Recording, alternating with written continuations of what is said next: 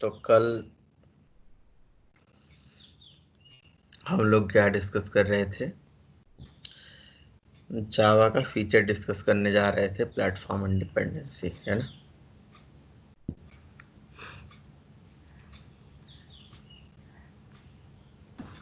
Yes sir.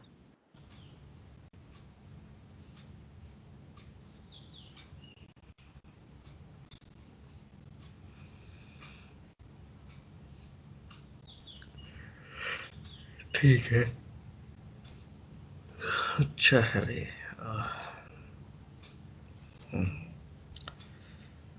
तो मैंने आप लोगों को बता दिया था कि भाई जावा क्या होता है, क्या कर सकता है, क्या उसके फीचर्स हैं। फीचर्स ही सॉरी डिस्कस कर रहे थे। चलिए भाई आगे।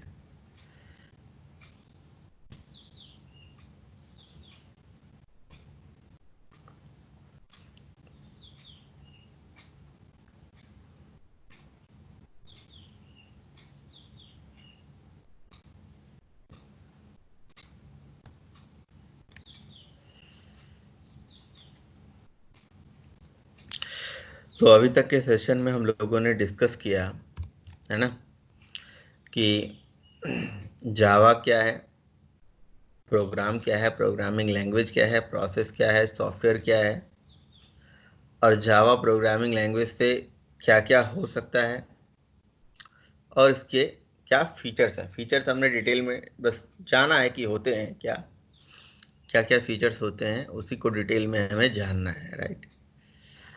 तो इसके फीचर्स हैं जैसे simple, secure, platform independent, architectural neutral, distributed, multi threaded, open source, dynamic interpreted, जैसे बहुत सारे फीचर्स हैं।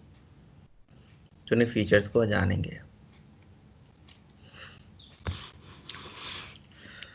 तो लास्ट सेशन में हमने ये भी डिस्कस किया था कि सी और सी प्लस प्लस में क्या डिफरेंस है ना?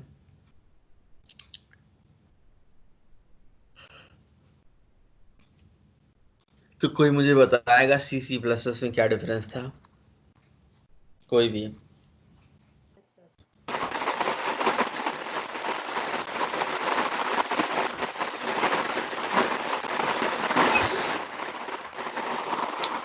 हेलो हाँ जी श्याम, म्यूट कर लीजिए।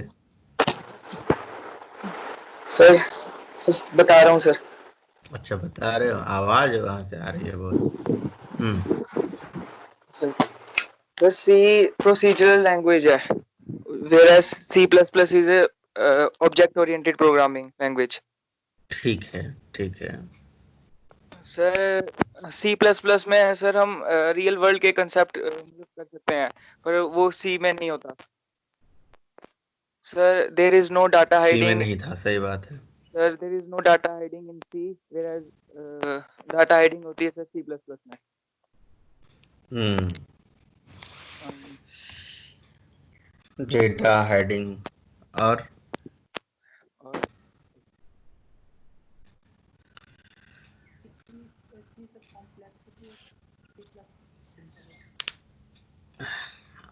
सी कॉम्प्लेक्स होती है। थोड़ा सा आवाज तेज बोलिए तो प्रदीप है। C yes plus sir, plus simple है। कॉम्प्लेक्सिटी होती है सर, उसमें टाइट कपलिंग होती है सी में, उसमें लूज होती है C++ में। हाँ।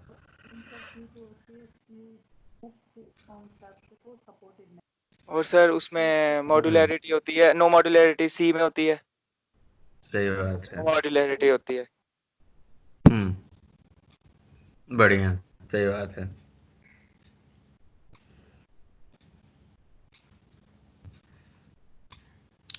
बताओ है प्रदीप, और क्या बता रहे हो आप, बताओ।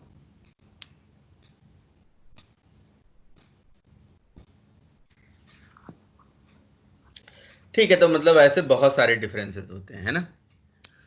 वॉट एवर, डिफरेंसेस बहुत सारे हैं। ऊप्स का ही फीचर है। अच्छा, सी प्लस प्लस भी ऑब्जेक्ट ओरिएंटेड है, जावा भी ऑब्जेक्ट ओरिएंटेड है। तो जब C plus plus object oriented language थी तो जावा क्यों आई? क्यों बनाई गई? अब सी प्लस प्लस और जावा में क्या डिफरेंस है? हाँ जी। सर सी प्लस प्लस जो था वो प्लेटफॉर्म डिपेंडेंट था और Java Java platform platform independent है। इंडिपेंडेंट है।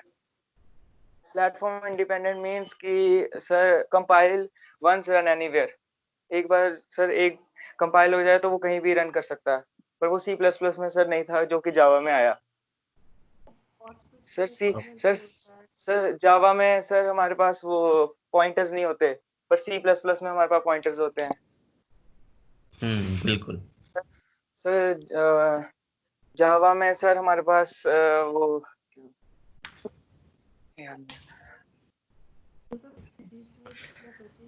ऑपरेटर ओवरलोडिंग नहीं होती है जावा में, सी प्लस प्लस में होती थी ऑपरेटर ओवरलोडिंग,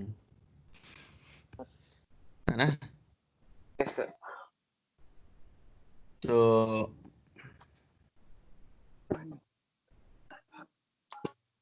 बिल्कुल ये डिफरेंस है। और क्या था डिफरेंस? सी प्लस प्लस में डिस्ट्रक्टर होता था, जावा में डिस्ट्रक्टर नहीं होता है। यस उसमें नहीं होता, उसमें गार्बेज कलेक्शन होती है। जावा में डिस्ट्रक्टर की जगह पे ऑटोमेटिक गार्बेज कलेक्शन होता है। बिल्कुल सही बात। और मतलब ये मेजर डिफरेंस है, ठीक है। तो कल हम लोग पढ़ रहे थे बेसिकली किस चीज़ के बारे में? हम जावा का फीचर्स पढ़ रहे थे। तो ये देखिए यहाँ पे लिखा हुआ है difference between Java and C plus plus.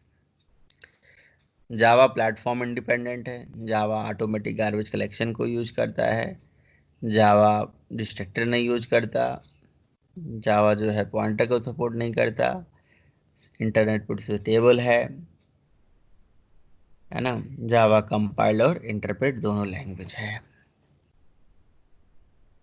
तो इसमें जो सबसे पहला वर्ड है प्लेटफॉर्म इंडिपेंडेंसी, उसी को जरा समझते हैं। और ये इंटरव्यू में बहुत पूछा भी जाता है कि प्लेटफॉर्म इंडिपेंडेंसी का क्या मतलब होता है? जावा प्लेटफॉर्म इंडिपेंडेंट है, इसका मतलब क्या है? तो सबसे पहले वर्ड है प्लेटफॉर्म। मैंने आपको समझाया भी था कल प्लेटफॉर्म का मतलब, कि प्लेटफॉर्म वो जगह होता है जहाँ पे हमारे प्रोग्राम रन होते हैं। वो कोई हार्डवेयर हो सकता है, कोई सॉफ्टवेयर हो सकता है, या दोनों का कॉम्बिनेशन हो सकता है। तो platform is a place on which our program is going to be executed, है ना? इट कुड बी हार्डवेयर और सॉफ्टवेयर और कॉम्बिनेशन ऑफ बोथ।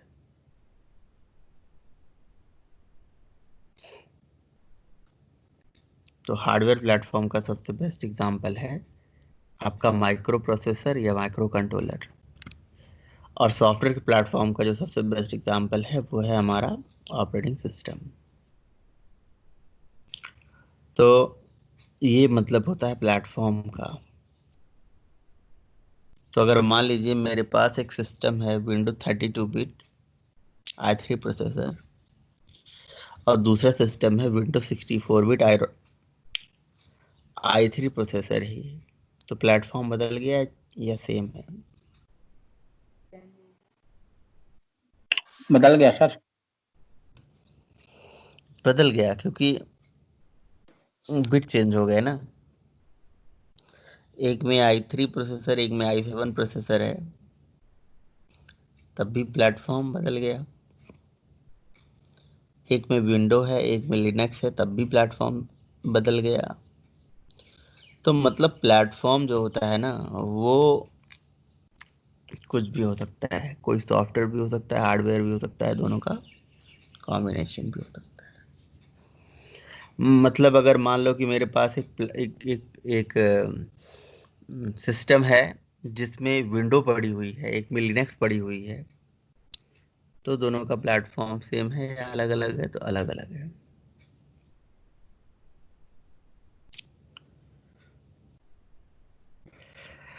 तो प्लेटफॉर्म का मतलब यही होता है बेसिकली, है ना? What is a platform?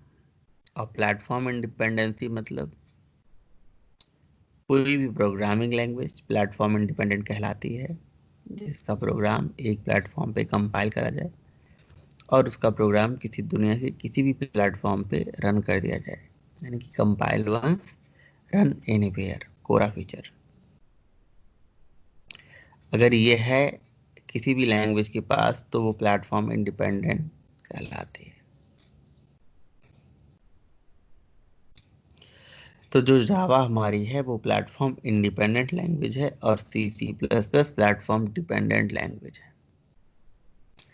देखो जावा को बनाया ही इसी के लिए गया था। जावा की अगर हिस्ट्री की बात करा जाए कि जावा कैसे कैसे आया था, इसकी क्या कहानी थी, तो इसकी कहानी कुछ ऐसे थी कि जी सन माइक्रोसिस्टम कंपनी में प्रोजेक्ट आया था जिसका रिक्वायरमेंट ही था कि मुझे एक ऐसा सॉफ्टवेयर बना के दे दो जो किसी भी डिवाइस पे किसी भी तरह के प्लेटफॉर्म पे चल जाए। तो बस ऐसी कोई लैंग्वेज ही नहीं थी कि जो ये काम कर सके। तो जो उस प्रोजेक्ट को लीड कर रहे थे जेम्स कॉसलिन, उन्होंने सोचा क्यों ना ऐसा काम करा जाए कि ऐसा कोई लैंग्वेज ही डेवलप कर दिया जाए जो ये फीचर रखता हो। मतलब आइडिया वहीं से आया, और वहीं से आइडिया आया, वहीं से रिक्वायरमेंट आई, उन्होंने उस तरह की लैंग्वेज ही उस कंपनी में बैठ के डेवलप कर दी, जावा। तो ये चीज़ होती है। तो मेरे ख्याल से दो चीज़ आपको समझ में आ गया होगा, प्लेटफॉर्म और प्लेटफॉर्म इंडिपेंडेंसी का मतलब। मैं फिर से बताता हूँ। Platform is a place, platform वो एक जगह होता है जहाँ पे प्रोग्राम रन होता है। वो कोई सॉफ्टवेयर हो सकता है, वो कोई हार्डवेयर हो सकता है, दोनों का कॉम्बिनेशन हो सकता है। प्लेटफॉर्म इंडिपेंडेंट लैंग्वेज वो लैंग्वेज कहलाती है जिसकी प्रोग्राम को एक बार एक मशीन पे एक प्लेटफॉर्म पे कंपाइल करा गया और रन कहीं पे भी कर दिया जाए बिना चेंज वेंज करे। कंपाइल वंस रन एनीवेयर, अगर ये फीचर है तब वो प्लेटफॉर्म इंडिपेंडेंट कहलाते हैं। तो फिर क्वेश्चन ये आता है कि जो जावा लैंग्वेज है प्लेटफॉर्म इंडिपेंडेंट कैसे बना? C++ क्या डिपेंडेंट है? तो वो कैसे है आगे? उसके पीछे क्या रीजन है, उसके पीछे क्या लॉजिक है? क्यों बोला जाता है कि C++ प्लेटफॉर्म डिपेंडेंट है? आखिर वो कैसे है? यहाँ क्वेश्चन आ गया कि C++ प्लेटफॉर्म डिपेंडेंट कैसे है। तो अब इसको जानने के लिए हमें एक C या C++ का प्रोग्राम बनाना पड़ेगा। जान लेंगे कि वो प्लेटफॉर्म डिपेंडेंट कैसे है। तो प्रोग्राम बनाने के लिए सॉफ्टवेयर तो चाहिए ना। तो C++ का मेरे पास सॉफ्टवेयर तो है नहीं, तो मैं डाउनलोड कर लेता हूँ। डाउनलोड, वैसे C++ के लिए बहुत सारे सॉफ्टवेयर आते हैं। कोड ब्लॉक आता है, डेव CP आता है, TCC आता है। मैं डेव C++ ही डाउनलोड करता हूँ, है ना। डेव C++ डाउनलोड कर लेता हूँ। ये मैं इसलिए कर रहा हूँ ताकि जी आपको ये समझा पाऊँ कि C++ का प्रोग्राम कैसे डिपेंडेंट होता है। मतलब सिंपल सा क्लियर है कि अगर किसी प्रॉब्लम को समझना है, सॉरी किसी सोल्यूशन को समझना है, तो प्रॉब्लम डोमेन समझ में आना चाहिए। मतलब यह है कि जावा प्लेटफॉर्म इंडिपेंडेंट कैसे बना, क्या उसके पीछे लॉजिक है, वो जानने के लिए आपको सी के बारे में जानना पड़ेगा कि C++ प्रोग्राम कैसे प्लेटफॉर्म डिपेंडेंट होता है। तो इसके लिए C++ का प्रोग्राम बनाना पड़ेगा और बना के उसे दिखाना पड़ेगा कि देखिए इस तरह से डिपेंडेंट है। तो इसीलिए मैं ये डाउनलोड कर रहा हूँ, हो जाने दीजिए।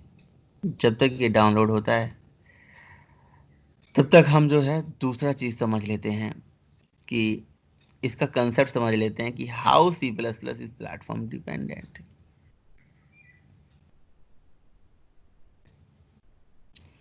तो इस चीज़ को जानने के लिए ये डायग्राम आपको देखना पड़ेगा। थोड़ा मैं बड़ा कर देता हूँ, डायग्राम आपको दिखेगा। दिख रहा है डायग्राम? जी सर दिख रहा। हाँ सर। अच्छा, तो मान लीजिए कि आपको एक प्रोग्राम बना रहे हो, किस किस लैंग्वेज में? सी या सी प्लस प्लस, किसी भी लैंग्वेज में प्रोग्राम बना रहे हो।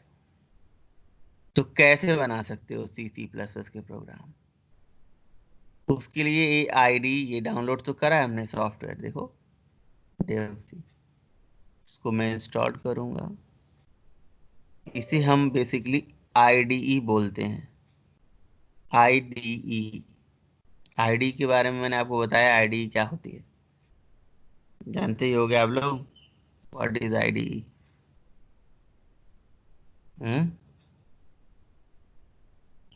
अरे भाई, मैंने आपको बताया था कि किसी भी लैंग्वेज में प्रोग्रामिंग करने के दो तरीके होते हैं, विथ आईडीई और विदाउट आईडीई। आईडीई मतलब what?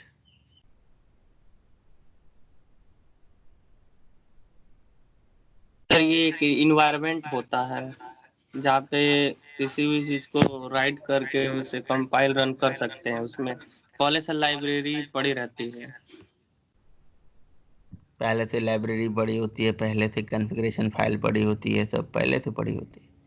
IDE ID means sir integrated development environment. इसमें क्या होता है कि ऑलरेडी पहले से हमें इंटीग्रेटेड सारे डेवलपमेंट के जितने भी टूल्स होते हैं एक इंटीग्रेटेड में मिल जाते हैं, जिससे हम सिंपली सा फिर भी डेवलप कर सकते हैं जन।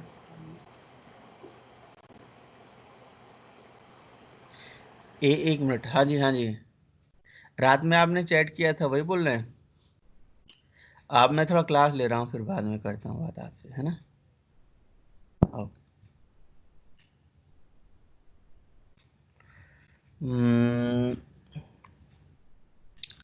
हाँ जी हाँ जी, क्या बोल रहे थे आईडी के बारे में? आईडी सर होता है इंटीग्रेटेड प्रदीप, आपकी डेवलपमेंट आवाज इन्वायरमेंट। इतना धीरे क्यों सुनाई दे रही है? मतलब ऐसा नहीं बहुत धीरे है, लेकिन थोड़ा धीरे है। हाँ। Sir ID stand for integrated पहले तो डेवलपमेंट। बढ़िया था, अब तो और बेकार हो गया। सर थोड़ा वॉइस में उसमें सिस्टम में प्रॉब्लम है, जिसकी वजह से आवाज़ थोड़ा स्लो हो जाती है। ओके, रुको मैं ही अपना स्पीकर तेज कर देता हूँ। और चलो, हाँ जी बताइए, आईडी क्या होती है? ये होता है इंटीग्रेटेड डेवलपमेंट इन्वायरमेंट। इसके इंटीग्रेटेड अंतर्गत डेवलपमेंट एनवायरनमेंट, बिल्कुल। इसके अंतर्गत क्या होता है कि जैसे कोई भी फाइल हो कुछ भी, तो उसमें इंटीग्रेट एक डेवलपमेंट का पूरा इन्वायरमेंट हमें मिलता है, जिससे हम कुछ भी डेवलप करना चाहते हैं, तो उसी में हमें सारे टूल्स अवेलेबल मिलते हैं, जिससे हम एक सिंपल वे में डेवलप कर सकते हैं एप्लीकेशन को। एक इसमें तरीके क्या क्या डेवलपमेंट चीजें करना। इसमें क्या क्या चीजें होती हैं?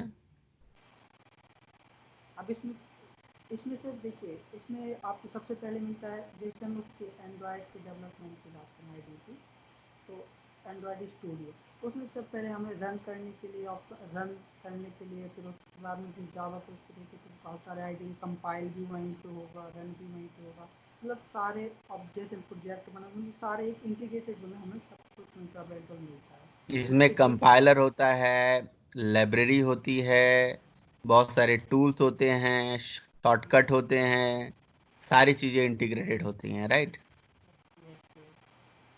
भाई देखो, ये जो डेवसी है ये भी एक आईडी है। जावा के अंदर आईडी जैसे इक्लिप्स होता है, माई इक्लिप्स होता है, नेटबीन्स होता है।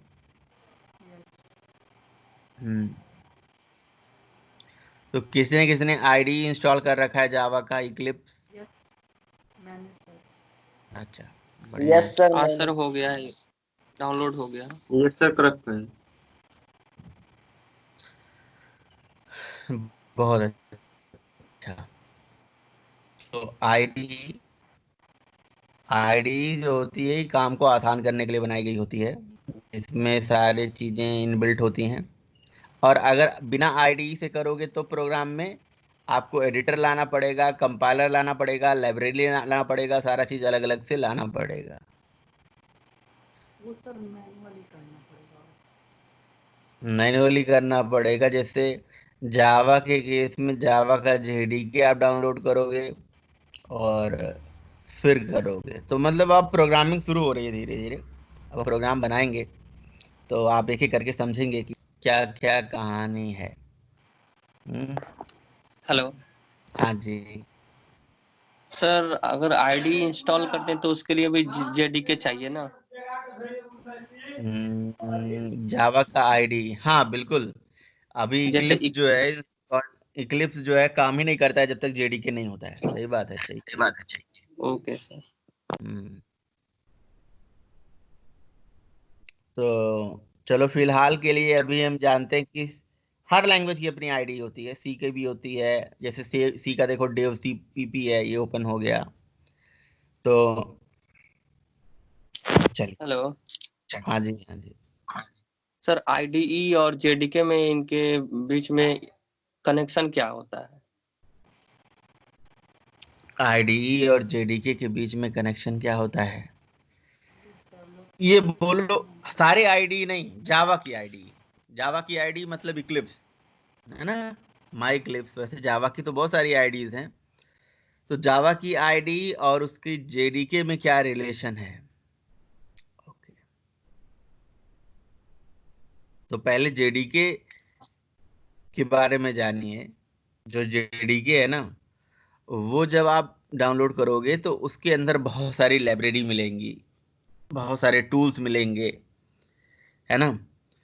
तो जेडीके क्या है, एक कंप्लीट सॉफ्टवेयर है जावा का, जिसमें बहुत सारे टूल्स हैं, कंपाइलर हैं, लाइब्रेरीज है, ये सब पड़ा हुआ है। आईडी तो जस्ट एक ऐसा चीज है जी जो हमारे काम को आसान कर रही है। आईडी एक ऐसा चीज है जो हमारे काम को आसान कर रही है, प्रोजेक्ट डेवलपमेंट इजी कर रही है, चीजों का शॉर्टकट प्रोवाइड कर रही है। अब जैसे मुझे सिस्टम डॉट आउट प्रिंटल लिखना है तो SYSO लिखा, कंट्रोल स्पेस मारा, अपने आप आ गया। किसी ऑब्जेक्ट किसी भी चीज पे डॉट लगाया तो उसका पूरा खानदान आ गया, पता चल गया। तो ये शॉर्टकट वगैरह प्रोवाइड करती है। बट आईडी तभी वर्क करती है जब उसको लाइब्रेरी मिलेगी। तो वो कई ऐसे आईडीज होती हैं जिनके पास अपना खुद का लाइब्रेरी होता है, कई ऐसी आईडीज होती हैं जिनका खुद का लाइब्रेरी नहीं होता है। तो इसीलिए मैंने आपसे बोला कि जी इक्लिप्स जब से अब अगर है तो अब इक्लिप्स के लिए जेडीके चाहिए, क्योंकि वो हमारे ही लाइब्रेरी को यूज करती हैं, हमारे द्वारा दिए गए जेडीके को यूज करती हैं। तो ऐसा है। तो कहीं पे तो जेडीके क्या है, एक जावा का ऐसा सॉफ्टवेयर है कि जो मतलब जिसके अंदर हमारे पास कंपाइलर पड़ा हुआ है, लाइब्रेरी पड़ा हुआ है, बहुत सारे टूल्स पड़े हुए हैं। लेकिन आईडी क्या है, आईडी एक ऐसा सॉफ्टवेयर है जो हमारे काम को आसान करती है, आसान बनाती है। और इसके अंदर हम जेडीके को इंक्लूड करा सकते हैं, और एक बार इंक्लूड करा के रख दें या इसका पाथ एक बार इसको बता दें तो जी हमें बार बार पासवर्ड सेट करने की जरूरत नहीं है। और ऐसा बोल सकते हो कि आईडी जो है जेडीके को यूज कर लेगी, उसमें लोकेशन दे देंगे। तो बस ये डिफरेंस है। सर, मतलब अगर जेडीके का जितना भी टूल और लाइब्रेरी है अगर किसी आईडी में हो तब तो जेडीके की जरूरत नहीं पड़ेगी। अगर जेडीके के सारे टूल्स, तो देखो आईडी में तो कभी होती ही नहीं है वो सारी चीजें। आईडी में कई बारी मतलब होती ही नहीं। अगर कई ऐसे आईडीज आते हैं, अब जैसे मैं एक एग्जांपल बताता हूँ। पहले एंड्रॉयड स्टूडियो पहले एंड्रॉयड स्टूडियो आप चलाते थे तो आपको जेडीके की जरूरत पड़ती थी। ध्यान से सुनिएगा। पहले आप एंड्रॉयड स्टूडियो चलाते थे तो जेडीके की जरूरत पड़ती थी। अब जरूरत नहीं है। आप एक काम करो, आप अपने सिस्टम में एंड्रॉयड स्टूडियो चलाओ और जेडीके के बिना वो काम कर लेगा। समझ रहे हो, एंड्रॉयड स्टूडियो भी एक आईडी ही है। तो ये चीज मैंने खुद प्रैक्टिकली करके देखा। मैंने सिस्टम में बिना जेडीके के, है ना, एंड्रॉयड स्टूडियो इंस्टॉल करा और काम करना शुरू कर दिया ये सर वो एंड्रॉयड स्टूडियो अब चलने लगा है बिना बिना बेसिक। जेडीके के। अच्छा, तो ऐसा नहीं है बिना चल ऐसे ही चलने लगा, लूट लूट मची हुई है। नहीं, ऐसा नहीं है। हैं, कोई दिवाली होली ऑफर नहीं चल रहा है कि जी अब एंड्रॉयड स्टूडियो ऐसा हो चुका है कि कुछ ऑफर चल रहा है इसमें। नहीं, इसमें कहानी ये हुई है कि जब मैं एंड्रॉयड स्टूडियो ऑन करूंगा, अभी मैं इसीलिए ऑन कर भी रहा हूं, तो आप देखेंगे कि एंड्रॉयड स्टूडियो वालों ने अपना खुद का एक Java runtime environment, embedded inbuilt बोलो, इनबिल्ट जो है जेआरई दे रखा है, इनबिल्ट जेवीएम दे रखा है, इनबिल्ट अपना लाइब्रेरी में वो यूज कर रखा है। तो इसको मैं आपको सेटिंग में जाता हूं और यहां से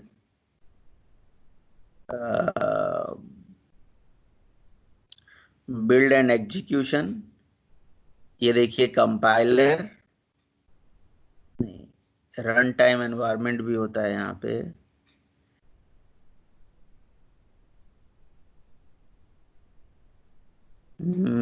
किस जगह दिखता है? Language and framework, C++,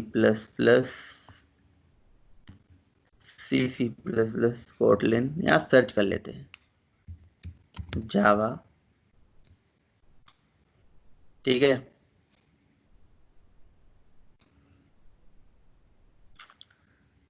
Java compiler,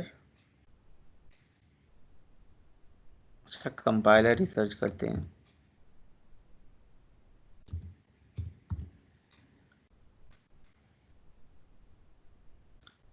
only compiler,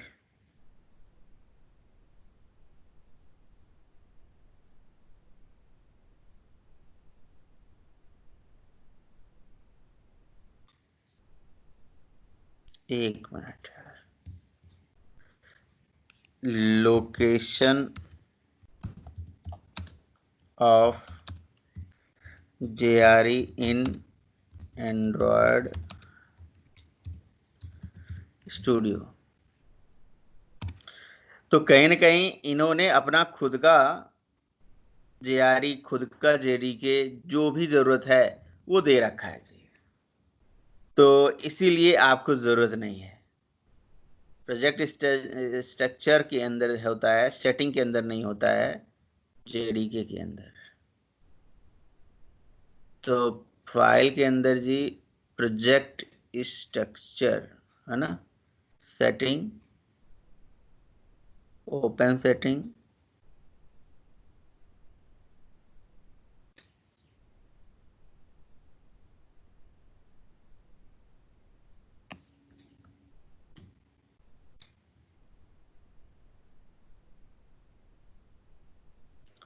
यहाँ पे किसी जगह पे तो होता है ये, go to project structure, JDK, SDK location, project structure कहाँ होता है भाई project structure? Build code view, file में कर मिलेगा सर, उसका जो एंड्रॉयड लिखा है ना वो उसको चेंज कीजिए, प्रोजेक्ट में जाइए। ये है प्रोजेक्ट स्ट्रक्चर, यहाँ पे देखिए सेटिंग के नीचे प्रोजेक्ट स्ट्रक्चर था, ठीक है।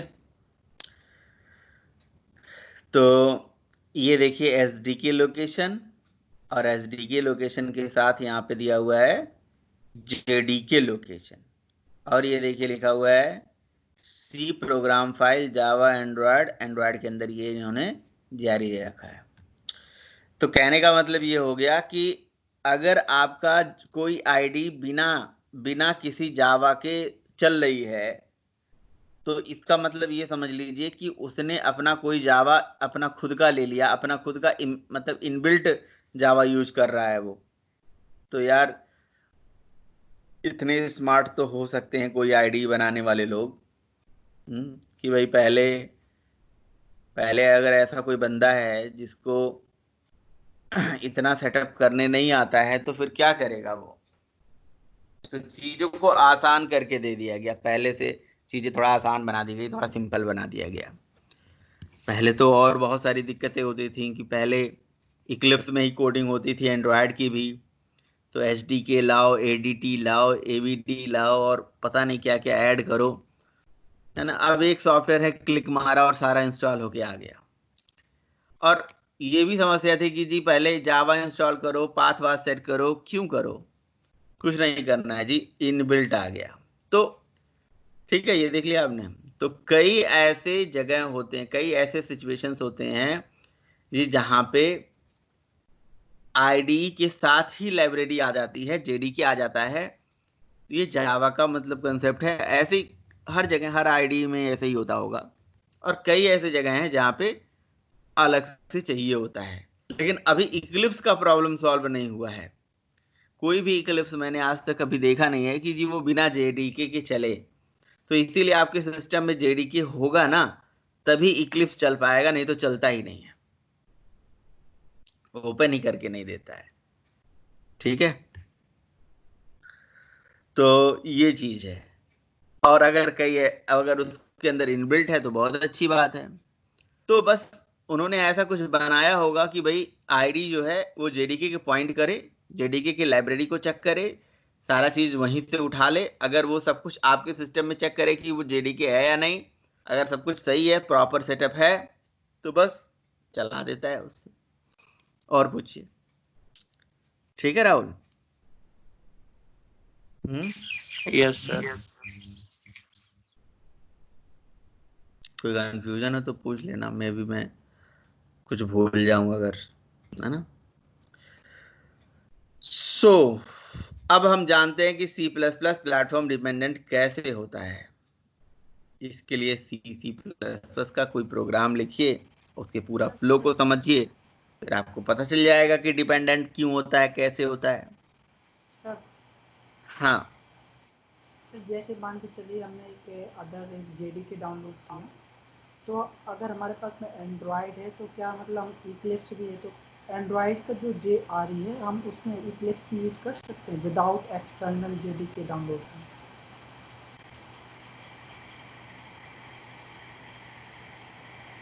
अच्छा, आप ये कह रहे हो कि अगर एंड्रॉयड का JRE ऑलरेडी हमारे पास पड़ा हुआ है तो यस उसका ही यूज करके हम प्रोग्राम अपना बना सकते हैं, अलग से हमें जेडीके की जरूरत ना पड़े, अलग से। मतलब देखो, दो चीज होती है, दो चीज होती है। यस अब इसके लिए हमें पढ़ना पड़ेगा दो टर्मिनोलॉजी, एक होता है जेडीके, है ना, यस जावा जावा डेवलपमेंट के और एक होता है JRE। जावा तो रनटाइम आपने अभी देखा एनवायरनमेंट। जब हमने एंड्रॉइड स्टूडियो ओपन करा था तो वहां लिखा था JDK लोकेशन, बट लोकेशन उसने JRE का दे रखा था। यस यस अब वो जो JRE लोकेशन दे रखा था, JRE से प्रोग्राम केवल रन होता है, कंपाइल नहीं हो सकता, है ना। यस तो वो कंपाइलर भी कहीं और यूज करते होंगे, इंटरनली कहीं न कहीं बना रखा होगा, किसी न किसी लोकेशन पे पड़ा होगा, है ना। यस तो बिल्कुल अगर वो लोकेशन का पाथ वाथ सेट कर दें हम, तो प्रोग्राम चला सकते हैं, देख सकते हैं। तो जैसे देख लो आप, हम उसको उठाएंगे और उसका पाथ वाथ सेट कर देंगे, तो क्यों नहीं कर सकते, बिल्कुल कर सकते हैं। जहाँ पे भी पड़ा हुआ है उस पर्टिकुलर यस लोकेशन, क्योंकि आपको वो लाइब्रेरी और ये सारा चीज यूज करने के लिए पाथ सेट करना पड़ता है, तभी आप कर पाते हो, तभी चला पाते हो। यस तो देखता हूँ उसके अंदर जेडीके कोई पड़ा हुआ है या ओनली जेआरई है। अगर जेआरई होगा तो तो प्रोग्राम नहीं केवल होगा। रन होगा, अगर जेडीके भी होगा तो कंपाइल और रन दोनों हो सकता है। अच्छा, ये प्रोजेक्ट स्ट्रक्चर वाला जो मेन्यू है ना, ये तभी आता है जब ये पूरा प्रोजेक्ट स्ट्रक्चर यहाँ बन के आ जाता है। तो ये अभी इंडेक्सिंग हो रही है, प्रोसेसिंग हो रही है, इसलिए नहीं आता है। जब ये बन गया तो देखो प्रोजेक्ट सेटिंग के नीचे प्रोजेक्ट स्ट्रक्चर भी आ जाता है, नहीं तो ये दिखता नहीं है ये। अब ये आप देखिए, म्यूट कर लीजिए। यस ये देखिए यहाँ पे, ये जो पाथ है, ये देखिए मैंने यहाँ से कॉपी कर लिया और उसके बाद यहाँ से भी ब्राउज कर सकता हूँ, और कॉपी कर लिया। कॉपी करने के बाद सिस्टम में जाके चेक करा कि ये जी ये पाथ कहाँ पे है। C ड्राइव में दिखा रहा था ना, तो टी ड्राइव नहीं, दिस पीसी में जाते हैं, सी ड्राइव में ही लिख के एंटर मारते हैं। ये देखिए एंड्रॉयड स्टूडियो के अंदर जेआरई और जेआरई के अंदर बिन। अच्छा बिल्कुल हो सकता है काम, परफेक्ट। इन्होंने अपने हिसाब से कस्टमाइजेशन कर रखा है, ठीक है। तो आपको जावा अलग से लाने की जरूरत ही नहीं है। ये पाथ को कॉपी करिए। आपको मैं कोई एक प्रोग्राम बना के दिखाता हूँ जावा का। यहाँ पे देखिए जावा का एक छोटा सा हेलो वर्ल्ड का प्रोग्राम बनाइए। बनाने क्या है, वैसे भी देखो, आपको अगर दिख रहा हो तो जेआरई के बिन में देखिए बहुत सारे टूल्स हैं।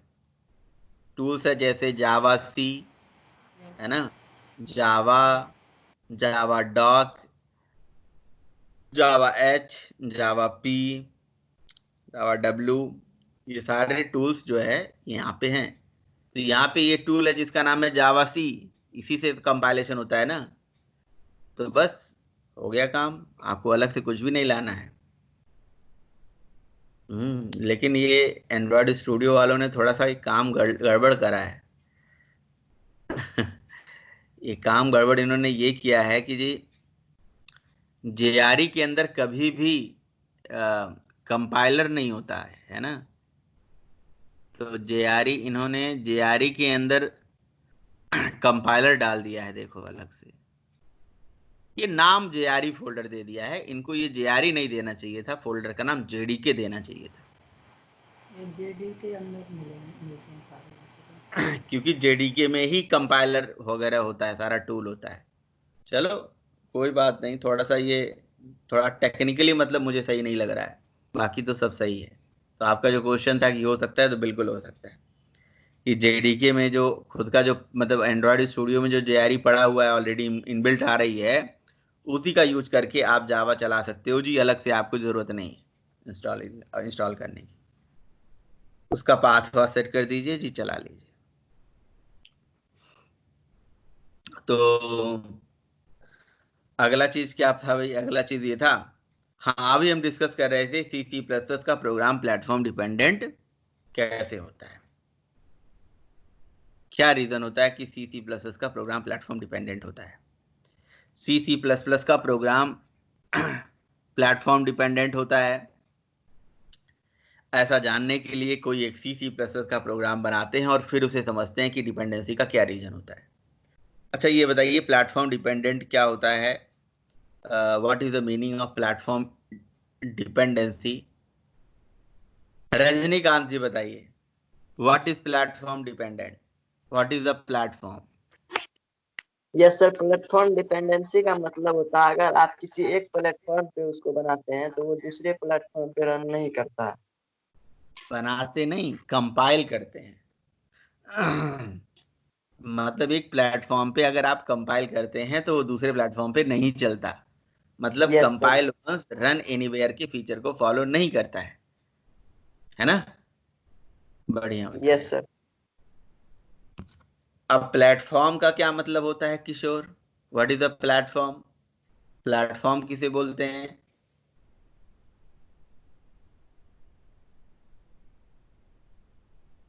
हाँ जी, प्लेटफॉर्म किसे बोलते हैं? याद नहीं है। प्लेटफॉर्म किसे बोलते हैं भाई प्रशांत? प्लेटफॉर्म वह है जी जो किसी हमारे प्रोग्राम को एग्जीक्यूट करने के लिए उसके हार्डवेयर या सॉफ्टवेयर की जरूरत पड़ती है, उसे प्लेटफॉर्म कहते हैं। प्लेटफॉर्म क्या होता है अनिकेश बताइए।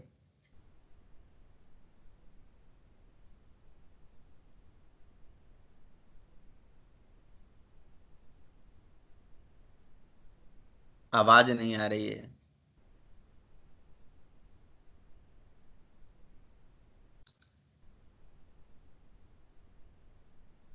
ओके चलो भाई, यादव जी बताओ भाई। सर यादव, प्लेटफॉर्म वो होता है सर जिस पे प्रोग्राम हमारा रन करता है। उसे हम बिल्कुल सही प्लेटफॉर्म बात है। बोल सकते हैं। Yes yes yes yes true. बस इतना ही, और भी बताइए। सर सर प्लेटफॉर्म प्लेटफॉर्म एक जैसे कि सर, एनवायरनमेंट है जहाँ पे हमारा प्रोग्राम एग्जीक्यूटेड होता है। प्लेटफॉर्म एनवायरनमेंट होता है जहाँ पे हमारा प्रोग्राम एग्जीक्यूट होता है। वो कोई सॉफ्टवेयर एनवायरनमेंट हो सकता है, कोई हार्डवेयर एनवायरनमेंट हो सकता है, या दोनों का कॉम्बिनेशन हो सकता है। यस बिल्कुल सर। बिल्कुल सही बात।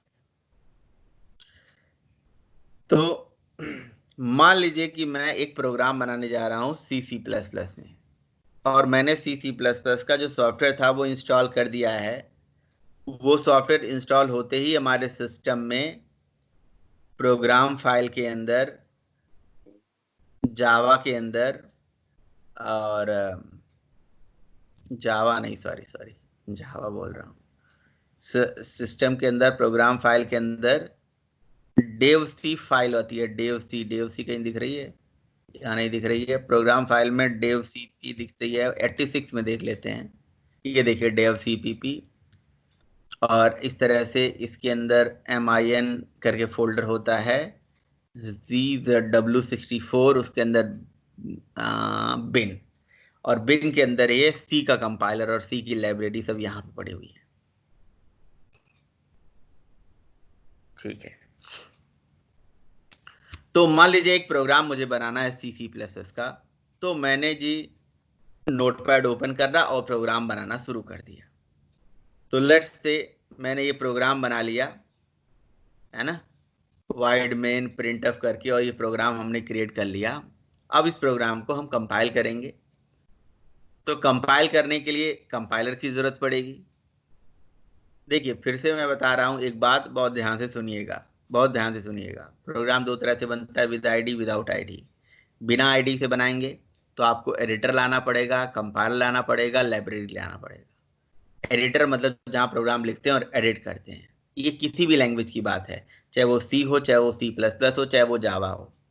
आपको मैं C++ से पहले अभी प्रोग्राम क्यों लिखना बताने जा रहा हूँ, क्योंकि जी मैं C++ और जावा में कंपैरिजन जानना चाहता हूँ कि वो डिपेंडेंट कैसे हैं और हम इंडिपेंडेंट कैसे हैं। मतलब जावा इंडिपेंडेंट कैसे हुआ, C++ डिपेंडेंट कैसे हुआ।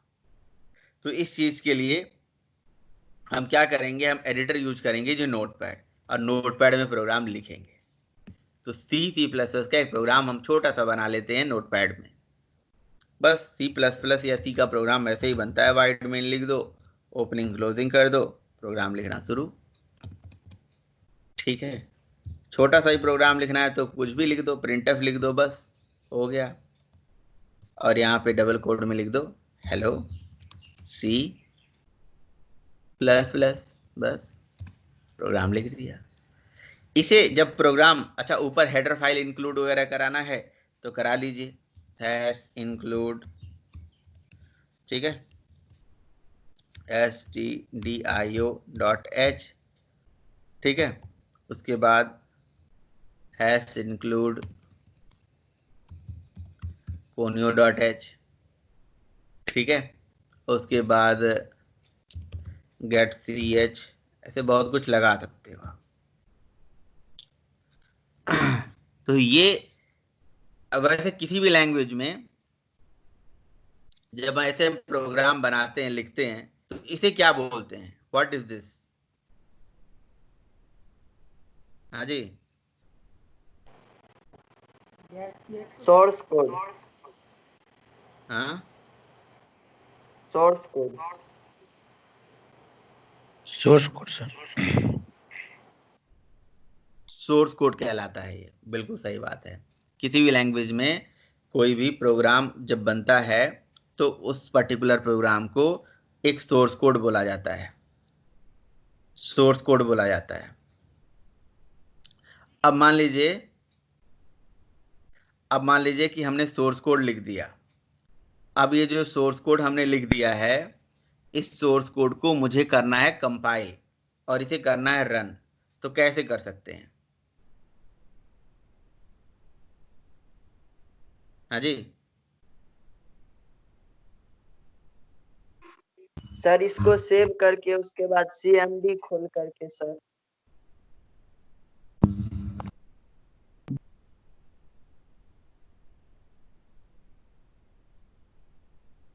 इसको सेव करके और CMD खोल के। अच्छा, CMD क्या होता है, व्हाट इज CMD, ये नहीं पता है हमें। Command prompt sir.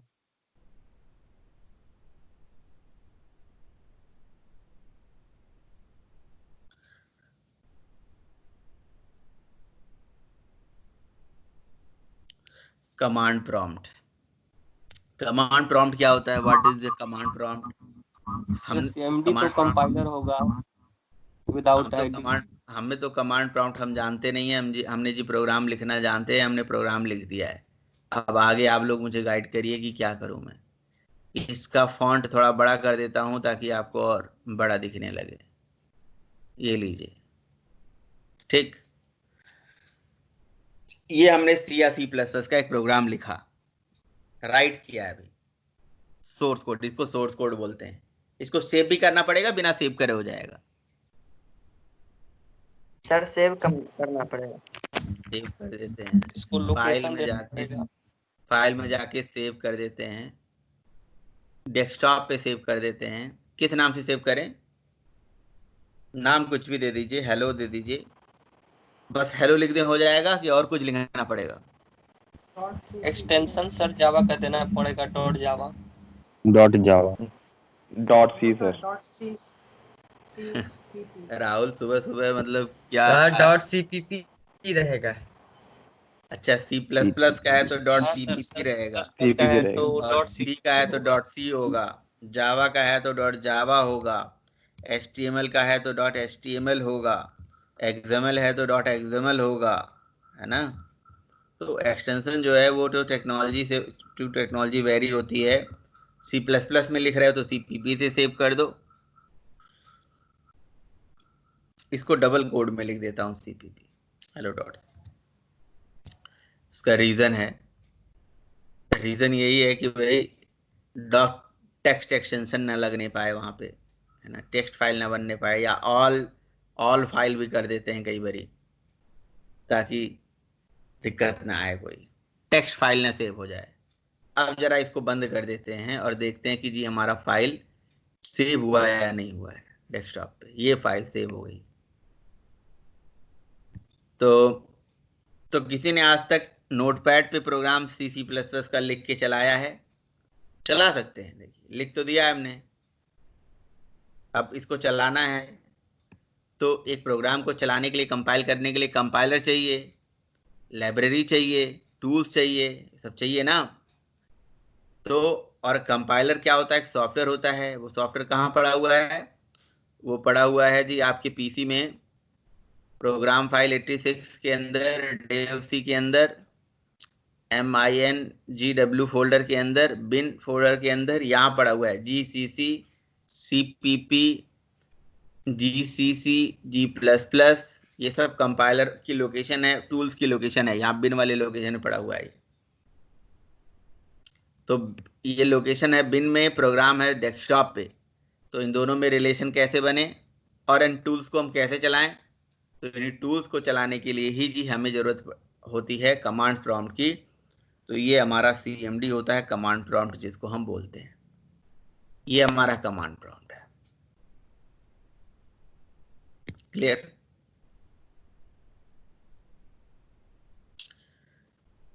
तो सबसे पहले हम ये जानते हैं कि जी ये कमांड प्रॉम्प्ट क्या होता है। किसी को पता है कमांड प्रॉम्प्ट क्या होता है? ये सबको पता है। सर नहीं पता है। नहीं सर, पता कमांड है। लाइन सर एक इंटरप्रेटर होता है ना।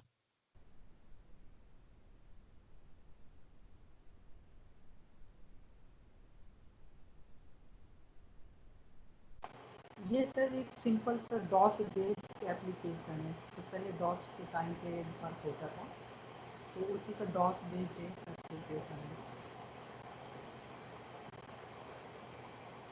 हेलो। हाँ जी, हाँ जी। ये सर ये एक डॉस बेस्ड एप्लीकेशन है। जब जिस टाइम पे विंडो नहीं थी, इससे पहले जब डॉस ऑपरेटिंग सिस्टम उसमें ये यूज होता था। अभी भी हालांकि यूज होता है विंडो में, GUI में भी यूज होता है। अच्छा,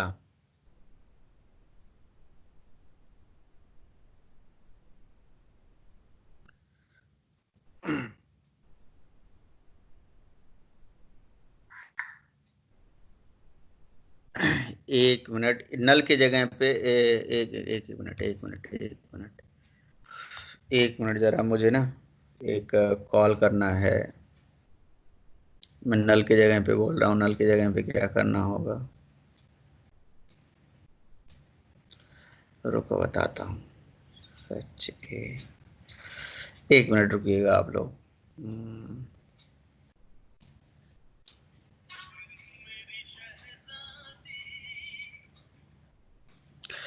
तुम चला के देखे नहीं थे एप्लीकेशन? वायलेट जो सबसे मेन पेज पे, मेन मतलब फ्रंट पेज पे जो एप्लीकेशन आती है, उसमें वायलेट का साइन बना हुआ है जो तुम लगाए वायलेट, उस पर क्लिक करने पे वायलेट हिस्ट्री वगैरह आती थी, आनी चाहिए मतलब। हम्म।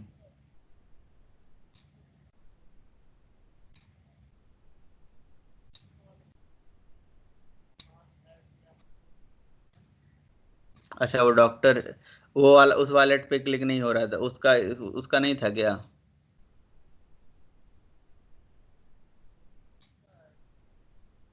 अच्छा, ठीक है ठीक है, मैं देखता हूँ, मतलब मैंने देखा। अच्छा, दूसरी चीज़ ये है कि जब हम वो कर रहे थे, क्या नाम है, फॉरगेट पासवर्ड में, वो मुझे लग रहा है एपीआई का ही दिक्कत है। वो देखते हैं, वो इसमें भी नल को हैंडल करो ना। नल जो है वो क्यों आ रहा है एप्लीकेशन में? नल नहीं आना चाहिए ना। नल, नल को हैंडल कर दो। नल के जगह पे कुछ भी दिखा दो, कोई भी डिफ़ॉल्ट वैल्यू दिखा दो। और अगर डिफ़ॉल्ट वजह से कोई प्रोडक्ट है, वहाँ नल नहीं आना चाहिए। अगर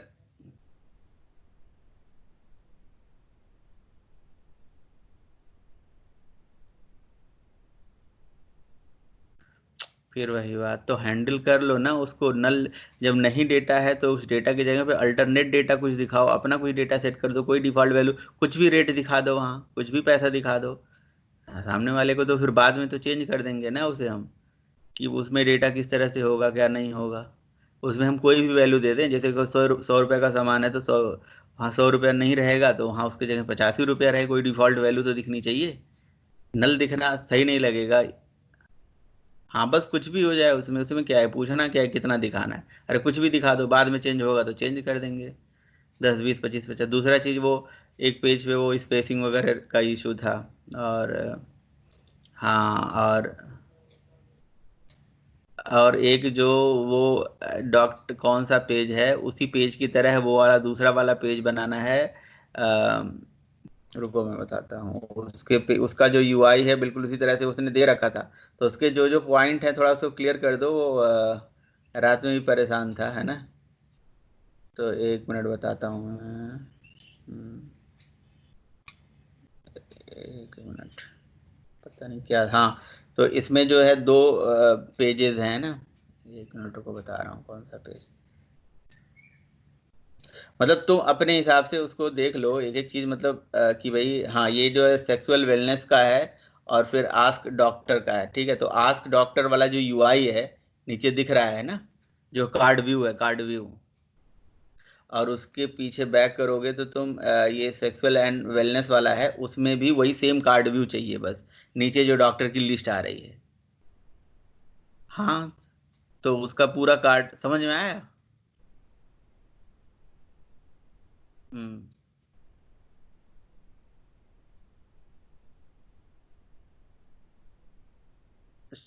इसमें इसमें क्या होना चाहिए, जो डॉक्टर की लिस्ट आ रही है, ये बिल्कुल उसी तरह से आ जाए जैसे आस्क डॉक्टर वाले में कार्ड व्यू आया है ना।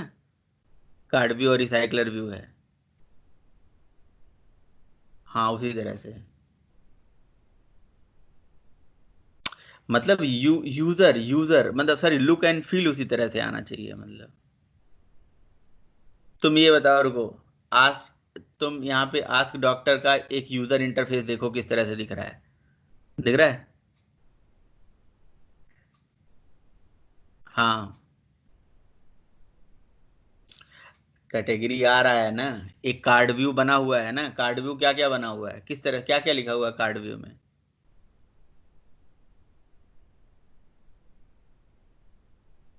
नहीं, अब वो सब छोड़ो, वो बात ना करो।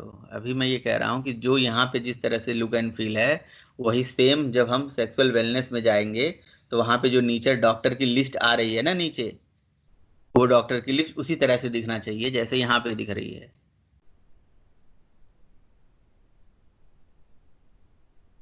लिस्ट, हाँ तो भाई डॉक्टर जैसे ये यूजर इंटरफेस, जो यूजर इंटरफेस वहां था वही यूजर इंटरफेस यहाँ पे हो। लिस्ट और कैटेगरी से हमसे क्या मतलब है कि लिस्ट है, कैटेगरी है क्या नहीं है। वो इंटरफेस जिस तरह से वहां पे है उस तरह से इंटरफेस यहाँ पे होगा।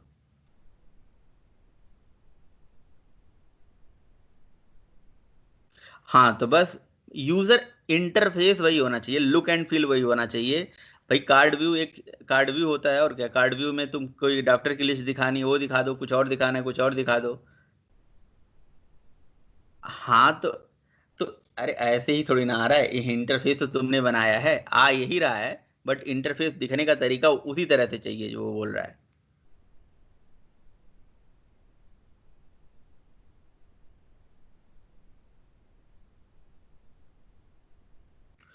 तो फिर एक काम करो, ये वाला जो लुक एंड फील है ना, ये बोला था कि इसी तरह से आना चाहिए उसको। तो फिर तुम रुक जाओ, मैं खुद बात करूंगा। वो बोल तो जब वो बोला था कि ऐसे रहेगा ना, तो ऐसे ही रहने देंगे। अब तो इसको मत चेंज करना, अभी इसमें टाइम लगेगा फालतू में, क्यों करोगे।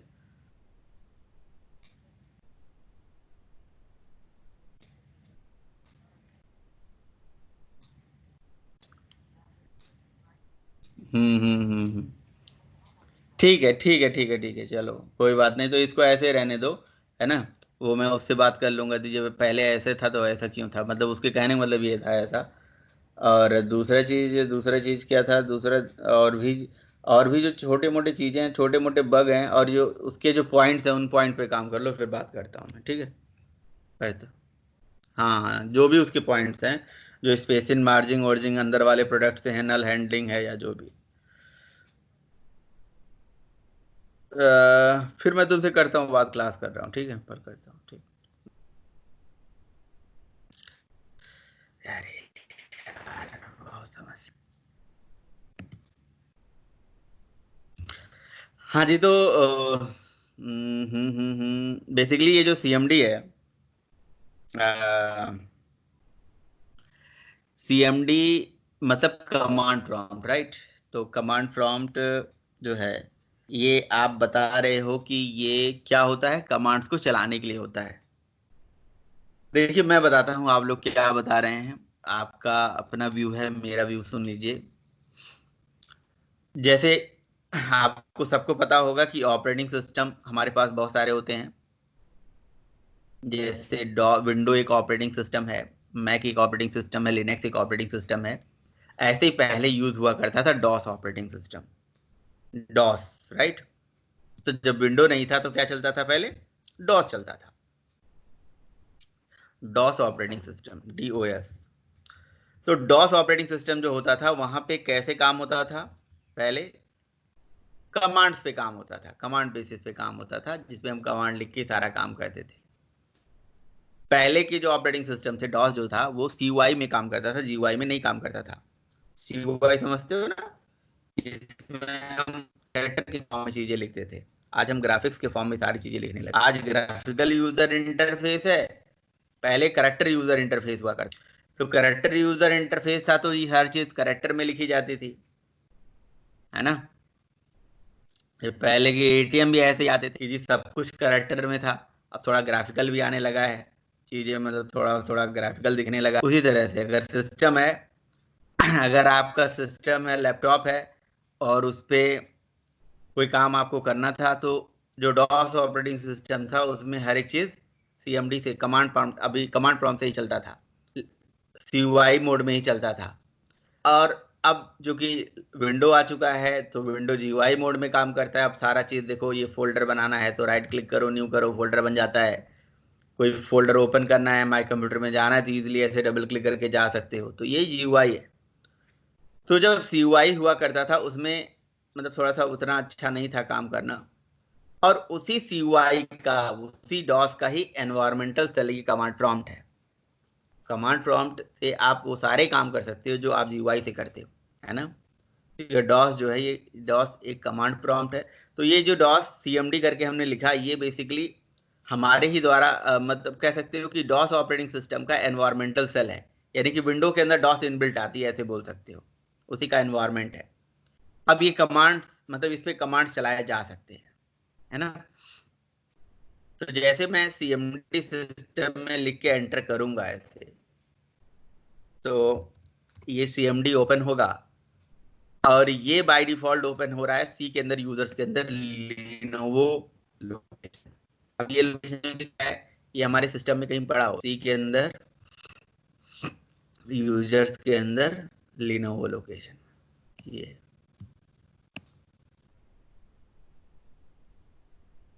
दिख रहा है, सी के अंदर यूजर्स के अंदर लिनोवो वाले लोकेशन में, है ना। अब लिनोवो वाले लोकेशन पे जी मैं हूं और यहाँ पे टैब प्रेस करूंगा तो मेरे सारे फोल्डर्स यहाँ पे दिखेंगे जो यहाँ पे पड़े हुए हैं। देखिए सारे फोल्डर्स यहाँ पे दिखेंगे, टैब करते जाओगे तो दिखता जाएगा। और स्पेसिफिक नाम लिख के, जैसे डी लिख के टैब दबाओगे तो डी के सारे फोल्डर मतलब फाइल फोल्डर दिखेंगे। ठीक है, इस तरह से ये CMD मतलब आपके सिस्टम को ही कहीं ना कहीं रेफर कर रही है। अब इस CMD में कमांड्स होते हैं, सब कमांड्स पे ही काम होता है। CMD के कौन कौन से कमांड होते हैं, आप हेल्प लिख के एंटर मार के सारे कमांड की लिस्ट निकाल सकते हैं। ये लिस्ट है। अगर आपको इस तरह से लिस्ट नहीं समझ में आ रही है तो आप एक काम करिए, आप हेल्प लिख के ग्रेटर देन का साइन लगा दीजिए और एक कोई फाइल का नाम दे दीजिए, जैसे मैंने a.txt दे दिया। अब एंटर मार दीजिए तो हेल्प कमांड का सारा आउटपुट a.txt फाइल में जाके सेव हो जाएगा। अब a.txt को ओपन कर लीजिए मैन्युअली जाके वहां से सी यूजर्स के लिनोवो फोल्डर में, लेकिन यहीं से ओपन करना है तो a.txt लिख के एंटर मार दीजिए, यहीं से ओपन हो जाएगा। ये देखिए यहीं से ओपन हो जाएगा।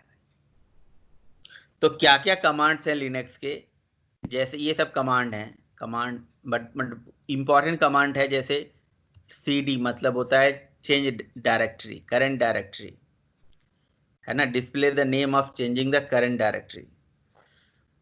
CLS स्क्रीन क्लियर के लिए होता है, ठीक है, कॉपी करने के लिए होता है,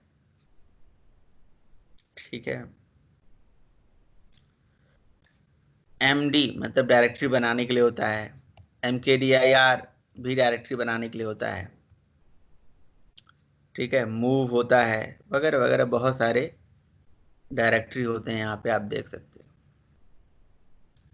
पाथ नाम का भी देखो यहाँ पे डायरेक्ट मतलब कमांड होता है जो डिस्प्ले करता है पाथ जो सेट होता है हमारे पास। तो इस तरह से मतलब ये जो लिस्ट ऑफ जितने भी हमारे वो थे इंटर कमांड्स थे वो आपको दिख रहे हैं।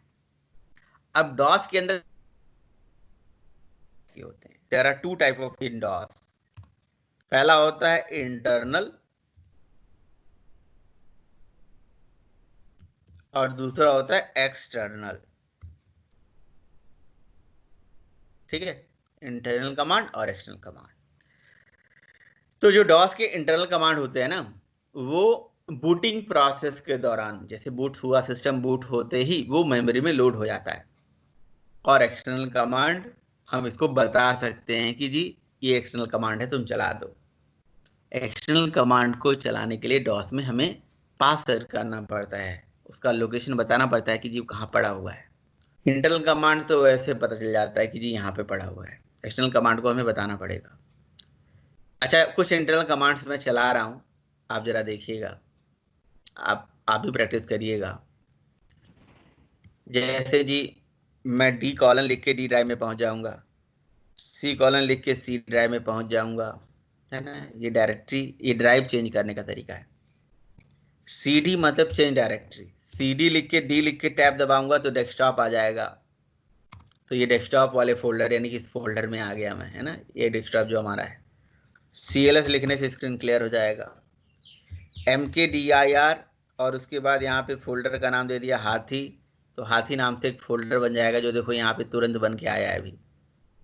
CD करके H लिख के टैब दबाऊंगा तो हाथी अपने आप दिख जाएगी और मैं अब हाथी फोल्डर में आ गया। ये क्यों जरूरी होता है ये सब कमांड सीडी? जैसे मान लो कि ये प्रोग्राम को मुझे कंपाइल करना है हेलो, तो मुझे तो उस लोकेशन पे जाना पड़ेगा ना जहाँ पे ये बना हुआ है। तो लोकेशन पे तभी मैं जा सकता हूँ अगर यहाँ बना हुआ है। बात समझ में आ रही है?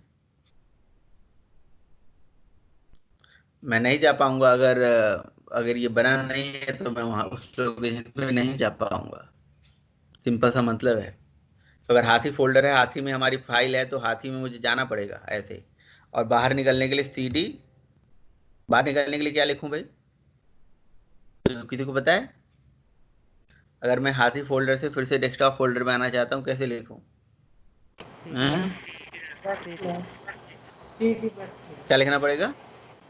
सीडी, सीडी लिख के क्या करें? सीडी और डेस्कटॉप।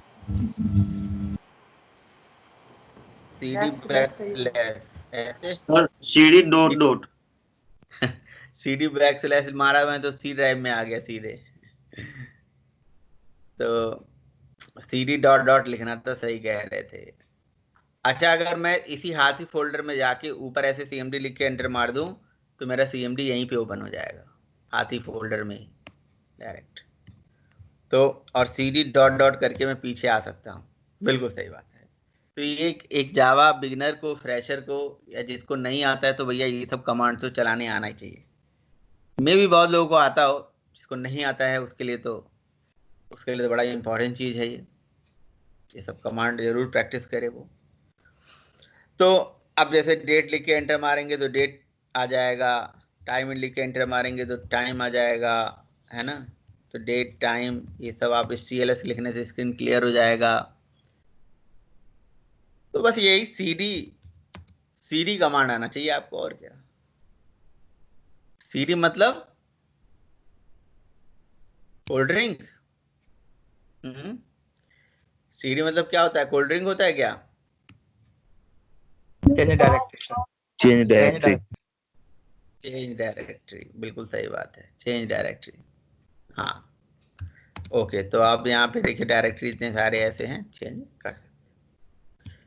तो पता है आप आईडी पे भी डायरेक्ट काम कर सकते हो, लेकिन यही है कि कमांड प्रॉम्प्ट से काम करते हो तो थोड़ा सा एक अलग ही एक्सपोजर आता है, मतलब चीज़ें थोड़ा सा कमांड चलाना सीख जाते हो, और क्या। आगे चल के दूसरा कोई ऑपरेटिंग सिस्टम पे काम करोगे तो और भी बहुत सारे कमांड आपको मिलेंगे। तो चलिए देखिए जी, हमारा ये सोर्स कोड रेडी है और ये CMD रेडी है। हम डेस्कटॉप वाले लोकेशन पे आ चुके हैं, CMD में आ चुके हैं। कैसे प्रोग्राम कंपाइल करें? अब अगर मैं यहाँ पे ये लिखूं, CMD पे मैं चलाऊं, लिखूं जावा सी, या मैं लिखूं GCC, और उसके बाद H लिख के टैब दबा दूं, H लिख के टैब दबा दूं, मतलब हेलो CPP। ये सी के प्रोग्राम को कंपाइल करने का तरीका है। तो अगर इस तरह से मैं कंपाइल करता हूं जी, और जैसे मैंने एंटर मारा तो ये कह दिया कि भैया this is not recognize as internal और एक्सटर्नल कमांड। तो इसका क्या मतलब हुआ? What is this mean?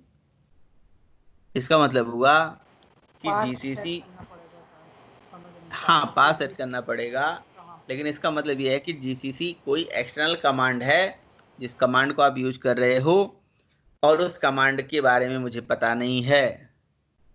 Internal command तो ये है नहीं, एक्सटर्नल है, तो एक्सटर्नल कमांड को बताओ भाई कहाँ पे है। हमने कहा कैसे बताएं? वो कहता है पाथ सेट कर दो। इसके लिए उन्होंने पाथ नाम का वेरिएबल बना रखा है। पाथ नाम का इम्प्लिसिट वेरिएबल बना रखा है कि यूसी पाथ वेरिएबल में डाल दीजिए और आपका काम हो जाएगा, ठीक है ना? अगर पाथ नाम के इम्प्लिसिट वेरिएबल में अगर ये GCC को मैं डाल, GCC कहाँ पे है पड़ा हुआ है? ये जैसे जावा में होता है जावा सी, है ना? यहाँ पे होता है GCC, टर्बो सी में होता है TCC। तो इस तरह से बहुत सारे कंपाइलर्स हैं। GCC stand for GNU C compiler. GNU take community है जिसने इस पर्टिकुलर IDE को डेवलप किया है। तो C के कंपाइलर बहुत सारे हैं ऐसे, है ना? तो जिस PC में जाते हैं आपको दिखा देते हैं कि GCC कहाँ पड़ा हुआ है। यहाँ पे पड़ा हुआ है, ये देखिए GCC पड़ा हुआ है यहाँ पे। अगर आप टर्बो सी में काम किए हो तो वहां पे होता है टीसीसी, टर्बो सी में टीसीसी होता है। जी प्लस प्लस से भी कंपाइल होता है। अगर हम पास नहीं सेट करना चाहते हैं तो क्या करेंगे, तो करेंगे ये कि प्रोग्राम यहीं पे लाइए, यहीं पे डाल दीजिए, यहीं पे बिन के अंदर ही डाल दीजिए प्रोग्राम, दैट्स इट। अब आप प्रोग्राम चलाइए, कोई दिक्कत नहीं। आया नहीं, ड्रैग एंड ड्रॉप भी नहीं हुआ। ओफ, इस तरह से नहीं चलता है ना ये, कोई है ऐसा नहीं चलेगा, यहाँ पेस्ट करना पड़ेगा।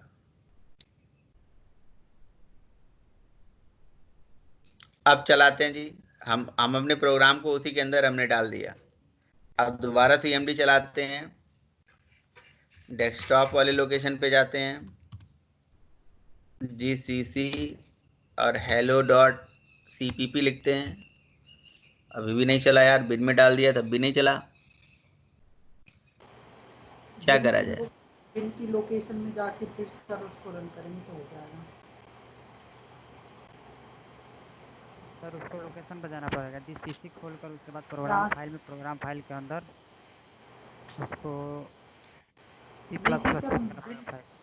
बिन की लोकेशन में जाएंगे जहाँ पर ये hello.cpp फाइल डली हुई है, वहीं पे जहाँ पे GCC टूल्स है उसी लोकेशन में जाके वहाँ से करेंगे फिर हो जाएगा। बढ़िया बढ़िया। तो मैंने क्या करा जी, यहीं पे CMD लिख के एंटर मार दिया, ठीक है। तो अब मैं आ गया इस वाले लोकेशन पे, है ना।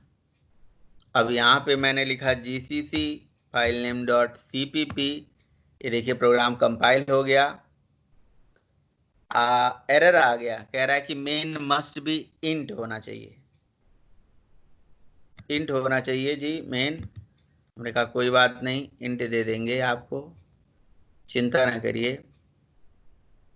वाइड मेन नहीं चल रहा है, इंट मेन चल रहा है। इनका भी अपना ही खेल रहता है जी, कहीं वाइड चलेगा कहीं इंट चलेगा। इंट इसलिए चल रहा है क्योंकि ये C++ की फाइल है ना हमारी, अगर सी की होती तो फिर वॉइड चल जाता, रिटर्न भी करना पड़ेगा। नहीं तो ऐसा क्यों, C++ की फाइल है तो क्यों C++ में ऐसा क्यों जरूरी है? सर पता नहीं सर, ये चेंज आया था इसमें जब हम लोग करते थे, तो इंट से वो चल जाएगा, रिटर्न हमेशा इंट उठाता है। नहीं वही तो मुझे जानना था कि ऐसा क्यों, ऐसा तो कुछ नियम नहीं होना चाहिए कि वाइड में चले। बाय डिफॉल्ट सर C++ में बाय डिफॉल्ट इंटीजर ही शायद लेता है क्या by default? Return type, return type by default integer लेता है? ये कौन सा नियम है भाई कि by default return type integer होता है किसी का? शायद ऐसा तो गलत है ना, किसी का return type by default integer कैसे हो सकता है? क्या क्यों, किसी का रिटर्न टाइप इंटीजर क्यों रखा जाएगा बाय डिफॉल्ट? अगर कुछ रिटर्न ही नहीं करेगा तो रिटर्न टाइप इंटीजर क्यों रखा जाएगा?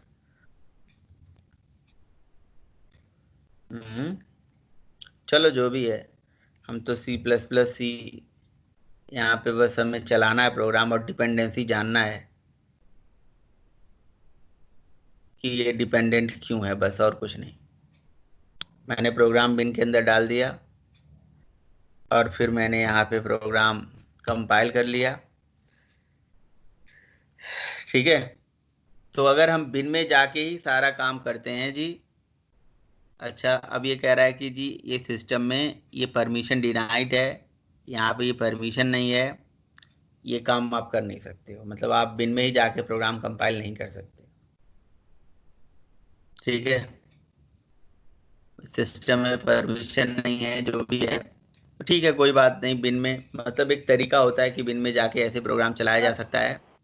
हाँ जी सर अगर हम इसको CMD को कमांड प्रॉम्प्ट को अगर परमिशन से ओपन करें, एडमिनिस्ट्रेटर में ओपन करें एडमिनिस्ट्रेटर में ओपन कर दें, हाँ बिल्कुल सही बात कह रहे हैं। तो मैं CMD को रन एज एडमिन कर देता हूँ, है ना। तो मैं CMD को ऐसे ही कर देता हूँ, एडमिनिस्ट्रेटर से ही रन कर देता हूँ, राइट क्लिक कर देता हूँ और रन एज एडमिनिस्ट्रेटर कर देता हूँ।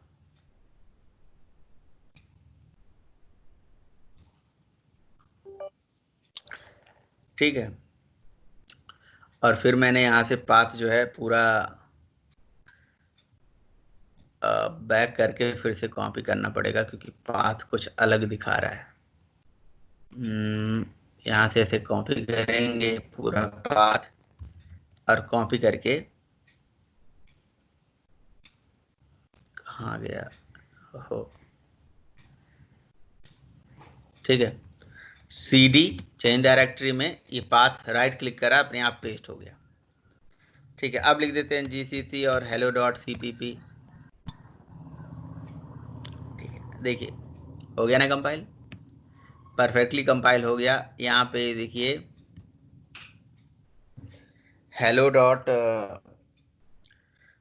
hello.c++ का एक फाइल बना होगा, exe फाइल बनी होगी a नाम से, यहाँ ऊपर बनी हुई है, दिख रहा है a.exe। ए लिख के एंटर मारोगे अपने आप ये चल जाएगा। देखो ए लिख के एंटर मारोगे, बस ए लिख के एंटर मार दीजिए तो आपको आउटपुट मिल जाएगा। ए डॉट आउटपुट, ये हैंग कर रहा है क्या? अभी आउटपुट आना चाहिए यहाँ पे, ओनली ए लिखने से आउटपुट आ जाता है। प्रिंटफ तो हमने लिखा था ना, और गेट ch भी लिखा था हमने। एडमिनिस्ट्रेटर से हम, या तो उस वजह से ये दिक्कत कर रहा हो तो हम इस exe को रन एज एडमिन कर देते हैं, तब भी रन हो जाना चाहिए। रन एज एडमिनिस्ट्रेटर रन करते हैं, ऐसे भी चल जाना चाहिए क्योंकि exe ऐसे सिंगल क्लिक डबल क्लिक पे भी चल जाती है। बिल्कुल देखिए चल रहा है ना, चल रहा है, ये ऐसे भी चल जाता है वो। तो मतलब देखो किसी भी सिस्टम के किसी भी सॉफ्टवेयर के बिन लोकेशन पे जाके अपने फाइल को सेव करके चलाना ये कोई अच्छी चीज़ नहीं होती है। अच्छी चीज़ इसलिए नहीं होती है क्योंकि यहाँ पे देखो अब ऐसा एडमिनिस्ट्रेटर का परमिशन चाहिए, कुछ और चाहिए, तो फिर कहाँ से लाओगे वो सारे चीज़? नहीं पता हो सबको कि रन एज एडमिन से भी चल जाता है। और यहाँ पे देखो कुछ इम्पोर्टेंट फाइलें हैं, अब ऑलरेडी पड़ी हुई हैं, और आप अपना भी यहीं फाइल रखोगे तो कितना फाइल रखोगे? सारे फाइल को यहीं पे रखोगे तो फिर हजारों फाइलें यहीं पे हो जाएंगी, कॉम्प्लेक्सिटी बढ़ जाएगी। तो इसीलिए हम इसका पाथ सेट कर लेते हैं, हटा देते हैं इनको, जरूरत नहीं है। पाथ सेट कर लेते हैं, पाथ सेट कर लेते हैं तो एक बार पाथ सेट कर लेंगे थी जी, उसका फायदा हो जाएगा कि भी आप जब जब प्रोग्राम चलाओगे तो वहीं से वो उठाता रहेगा। अभी पाथ दो तरह से सेट होता है, एक टेम्परेरी सेट होता है, एक परमानेंट तरीके से सेट होता है। तो टेम्परेरी और परमानेंट दोनों तरीके से आप पाथ सेट कर सकते हो। तो टेम्परेरी सेट करने का तरीका होता है, CMD पे जाइए, CMD लिख के एंटर मारिए, और उसके बाद यहाँ पे लिखिए set path is equals to, अब यहाँ पाथ आप डाल दीजिए। क्या पाथ डालेंगे? C कॉलन प्रोग्राम फाइल 86, फिर dev C, फिर उसके बाद ये फोल्डर था, फिर उसके अंदर बिन था, यहाँ तक का पाथ। तो पाथ एक वेरिएबल का नाम है जिसमें ये पाथ आपने डाल दिया, लास्ट में सेमी कॉलन लगा दिया। अब आप चाहें ना तो इसी में ही जावा का भी कंपाइलर का पाथ सेट कर सकते हो, जावा का भी बिन का पाथ सेट कर सकते हो, जो जावा आपने इंस्टॉल कर रखा है। शायद मैंने आपको बहुत पहले बताया था ना जावा कहाँ से इंस्टॉल होगा, कैसे कैसे इंस्टॉल होगा। आपको उनकी ऑफिशियल साइट पे जाके JDK को डाउनलोड कर लेना होगा, और मेरे पास JDK ऑलरेडी डाउनलोडेड है और मैंने इंस्टॉल कर रखा है। उस पर डबल क्लिक करके इंस्टॉल करना और कुछ नहीं करना है। ये देखिए मेरे पास जावा है, जावा भी है, तो मैं पाथ वेरिएबल, एक ही पाथ वेरिएबल में दो पाथ डाल सकता हूँ। तो जावा जब लोग पढ़ने आते हैं सबसे पहले तो उनको पाथ मतलब सेट करने का कंसेप्ट पता चलता है। तो पाथ का कंसेप्ट जो है जावा में पहली बार देखा गया, तो इसका मतलब ये नहीं कि जावा में ही पाथ सेट होता है। तो पाथ तो एक वेरिएबल का नाम है, इम्प्लिसिट वेरिएबल है, जिसमें आप किसी भी exe फाइल की लोकेशन को डाल सकते हो, और एक साथ दो पाथ आप सेट कर सकते हो सेमी कॉलन लगा के। 3 पाथ सेट करो, 4 पाथ सेट करो, आपकी इच्छा है। अलग अलग मतलब exe की जो लोकेशन है इसी पाथ वेरिएबल में डाली जा सकती है। सेट हो गई पाथ, एंटर मार दीजिए। अब आप पाथ लिख के एंटर मारिए तो आपको पाथ वेरिएबल में दिखा देगा कि ये पाथ ये सेट है। तो हम पाथ क्यों सेट कर रहे हैं ये क्लियर है? हाँ जी, सबको क्लियर है पाथ क्यों सेट कर रहे हैं? Yes sir. Okay yes sir, function पे पहुंचने के लिए ना जहाँ पे फाइल हुई है। हाँ बिल्कुल बिल्कुल। ताकि हमारे जो कमांड्स है ना वो commands internal command external command जो है वो काम करना शुरू कर दे। अब आप यहीं से जीसीसी लिखिए, फाइल का नाम लिख दीजिए, यहीं से नहीं, पहले तो मुझे उस लोकेशन पे जाना पड़ेगा जहां पे फाइल है डेस्कटॉप, फिर लिखना होगा जीसीसी, फिर फाइल का नाम .c, प्रोग्राम कंपाइल। ये क्या कर रहा है? नो फाइल और डायरेक्टरी, नो फाइल और डायरेक्टरी क्यों बोल रहा है? नो सच फाइल और डायरेक्टरी, ऐसा क्यों भाई? जीसीसी तो हमारे पास है, डेस्कटॉप वाले लोकेशन पे ये चीज बन नहीं पा रही है। मतलब क्रिएट प्रोसेस डेस्कटॉप लोकेशन पे ये चीज बन नहीं पा रही है। मतलब इसके लिए exe फाइल नहीं बन पा रही है इस लोकेशन पे, ऐसा क्यों? इसके लिए भी cmd रन एज एडमिनिस्ट्रेटर करना पड़ेगा। ऐसा तो गलत है भाई, होना चाहिए ये। अच्छा, ओनली जीसीसी लिख के एंटर मारता हूँ, देखें, है ना? तो जीसीसी काम कर रहा है। जीसीसी फैटल मतलब जीसीसी इज नॉट रिकॉग्नाइज वाला एरर नहीं आ रहा है। Fatal error no input file. Okay, एक काम कर लेते हैं, इस फाइल को कॉपी कर लेते हैं और यहां से हटा के अपने पीसी में ई ड्राइव में रख देते हैं। ठीक है, ई ड्राइव में डाल देते हैं। बस ई कॉलन लिख के ई ड्राइव में चले गए हम। हमने लिखा जीसीसी और file name .cp, no such file और डायरेक्टरी। ऐसा क्यों भाई? ऐसा क्यों हो रहा है? मतलब वही एरर यहाँ पे भी आ रहा है। सी ड्राइव में जाते हैं, जीसीसी,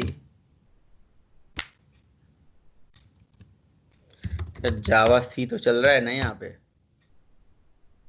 क्योंकि जावा सी तो यहाँ पे जावा का सारे बिन का पाथ है, सारी लोकेशंस यहाँ पे पड़ी हुई हैं। ओके, मैं एक बार सीएमडी बंद कर देता हूँ और सीएमडी को रन एज एडमिनिस्ट्रेटर ही कर देता हूँ दोबारा।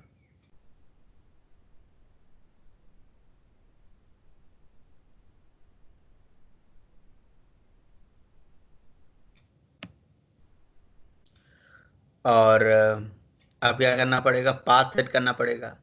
यार ये पाथ वाला झंझट बड़ा बेकार है, नहीं बार बार सेट करना पड़ेगा, तो दिक्कत वाली बात है ना। तो बार बार सेट करना ना पड़े इसीलिए एक काम करो, माई कंप्यूटर पे राइट क्लिक करो, प्रॉपर्टी में जाओ, एडवांस सिस्टम सेटिंग में जाके परमानेंट कर लेते हैं, है ना। तो एडवांस सिस्टम सेटिंग में जाके एनवायरनमेंट वेरिएबल में जाके ये देखो हमने जावा का बिन का पाथ सेट करा हुआ है, इसी में एडिट कर देते हैं।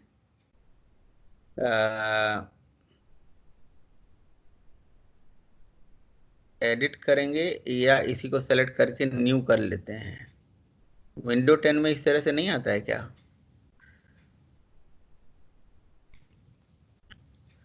ये पाथ वेरिएबल हमने ओपन करा और हमारा जो सी का पाथ है ना, वो कॉपी करेंगे जहां पे मतलब हमारा कंपाइलर पड़ा हुआ है। तो प्रोग्राम फाइल 86 dev cpp और यहां से ये पाथ कॉपी कर लेते हैं बिन तक का, कॉपी, और यहाँ सेमीकोलन लगा के पाथ लगा दीजिए, जावा के हाँ जेडी को हटा के न्यू पाथ लगा दो आप। ये जावा का जेडीके का पाथ भी रहने तो न्यू लगा दो। न्यू भी लगा दें और इसे भी रहने दें। हाँ जी। अच्छा, तो सेमीकोलन से तो अगर वैसे भी काम हो अगर जाएगा। एक मिनट म्यूट करिए। अगर मान लीजिए जावा का ये पाथ रहने दूंगा और यहाँ पे न्यू लगा दूंगा, न्यू कर दूंगा, तो वेरिएबल का नाम लिखूंगा पाथ, ठीक है, और यहाँ पे वैल्यू दे दूंगा ये, और जैसे ओके मारूंगा तो आपको, अगर आपको दिख रहा हो तो यहाँ पे देखिए पुराना पाथ हट गया, नया पाथ आ गया। तो यानी कि जावा का पाथ हो जाएगा गायब, क्योंकि पाथ वेरिएबल, वेरिएबल का नाम एक ही हो सकता है ना, बार बार पाथ ही का नाम है तो एक ही नाम हो सकता है ना। हेलो सर, आप जो सिस्टम वेरिएबल्स है इसमें आप पाथ सेट कर देना। आप ये जो सिस्टम अब वेरिएबल आ आप रहा है। सुनो, पहली बात तो ये है, आप ज्यादा ये ना बताओ कि यहाँ है, ये है, वो है। अभी मुझे आपने बताया कि न्यू कर देंगे तो हो जाएगा, हुआ न्यू करने से? सर मैंने नीचे वाले के न्यू किया था, जो नीचे है इसका न्यू। अरे नीचे भी न्यू कर लो, सिस्टम वेरिएबल में भी न्यू कर लो। सिस्टम वेरिएबल में भी न्यू करोगे, पाथ लिख के एंटर मारोगे और यहाँ पे भी ऐसे करके ओके कर दोगे, तो लो सिस्टम वेरिएबल में भी जो पाथ था वो भी गायब हो गया, फिर गायब हो गया। हाँ जी, ये तो वाकई हो गया। गया। नहीं, मैं बताता हूँ, एक्चुअली वो जो है आप जो बोल रहे हो वो सही है। वो विंडोज जो ये मेरा होम बेसिक है 10 वाला, जो दूसरा वाला विंडो है, जो विंडो की और भी सीरीज आती है ना, शायद अल्टीमेट और जो भी होता हो, तो जी, उसमें मेरे इंटरप्राइज सीरीज है, इसमें तो ऐसे सेट होता है कितनी पार्ट हाँ, सेट। न्यू न्यू कर देते हो, न्यू कर देते हो तो नया विंडोज ओपन हो जाता है, वहां कर लेते हो, ऐसा बोल रहे हो आप, है ना? जी हाँ, सर। वहाँ वहाँ पे हो जाता है, वहाँ पे हो जाता है, लेकिन यहाँ पे ऐसा नहीं होता है। यहाँ पे आपको कुछ नहीं करना है, बस एडिट पे क्लिक करना है, इसी पाथ में सेमी कॉलन लगा के अपना नया पाथ इसके अंदर डाल देना होगा, जो आपके पाथ है, आपके पास पड़ा हुआ है, ये देखिए, फिर सेमी कॉलन लगा दिया जी हमने, हो गया, ओके कर दिया एंड ओके कर दिया। अब मैं यहाँ से सीएमडी को ओपन करूंगा, रन एज एडमिनिस्ट्रेटर करता हूँ। शायद मेरे एडमिनिस्ट्रेटर को ही राइट हो कि भाई यहाँ पे हमारा प्रोसेस बना सके, फोल्डर बना सके, वैसे तो ऐसा होना नहीं चाहिए। अब देखते हैं जरा जीसीसी चल रही है कि नहीं। देखो चल रही है जीसीसी, है ना? तो पहले तो उस लोकेशन पे जाना पड़ेगा जहाँ पे हमारी फाइल है। तो फाइल है डेस्कटॉप पे, तो डेस्कटॉप का पाथ है ये। अब मुझे पाथ याद नहीं है, तो इसीलिए मैं ये जो पाथ है ये इसको ऐसे कॉपी कर लेता हूँ, है ना? और उसके बाद सीडी करके राइट क्लिक करके ऐसे, सीडी डेस्कटॉप थोड़ी ना चला जाएगा, इस तरह से थोड़ी ना जाएगा ये। हमें बेसिकली ये ऐसे पूरा पाथ उठाना पड़ेगा, ये ऐसे नहीं जाएगा सीडी, और उसके बाद ये पूरा पाथ आपको लिखना पड़ेगा डेस्कटॉप तक का। और अब लिखेंगे जीसीसी और फाइल का नाम डॉट सीपीपी। तो भैया देखो, समस्या है कि वही एडमिनिस्ट्रेटर की राइट वाली समस्या है, नहीं बन रही, कोई बात नहीं, एडमिनिस्ट्रेटर से तो चल रहा है ना। और a.exe लिखेंगे तो अब प्रोग्राम यहाँ रन भी होगा। a.exe इस तरह से रन नहीं हो रही है, तो वही उसी तरह से रन होगी जैसे हम पहले भी रन करते आ रहे हैं। डबल क्लिक करेंगे तो ये रन हो जाएगा। हमें कौन सा C++ में एक्सपर्टीज बनना है, हमें तो जी इसकी प्रॉब्लम को जानना है कि ये प्लेटफॉर्म डिपेंडेंट कैसे होता है। इसको बंद कर देते हैं, कंपाइल हो गया और देखिए exe फाइल रन हो गई। अच्छा, एक चीज़ है, दूसरी चीज़ क्या है? दूसरी चीज़ ये है कि मैं आप लोगों को एक चीज़ और समझा देता हूँ कि पाथ हमारे पास दो तरह से होता है जब हम पाथ की बात करते हैं एनवायरनमेंट प्रॉपर्टीज़ के अंदर। एक होता है जी सिस्टम वेरिएबल और एक होता है यूज़र वेरिएबल। इन दोनों में डिफरेंस आपको पता है? दो दो पाथ हैं यहाँ पे, यूज़र में भी है, जैसे दे सकते हो, देखो यहाँ लिखा है सिस्टम वेरिएबल, यहाँ लिखा है यूज़र वेरिएबल। इनमें क्या डिफरेंस होता है?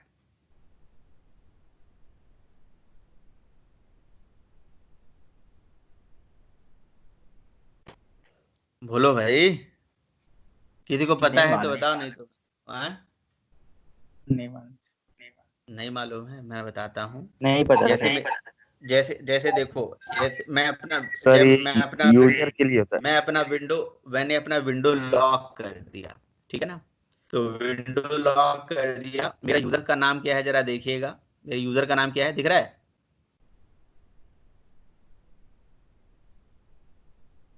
नहीं सर। नहीं दिख रहा है, तो मैंने सिस्टम लॉक कर दिया था ना, इसलिए आपको मेरा यूजर नहीं दिख रहा होगा। एक मिनट यार, अब मेरा फिंगरप्रिंट भी रीड नहीं कर रहा है। एक मिनट रुक जाइए।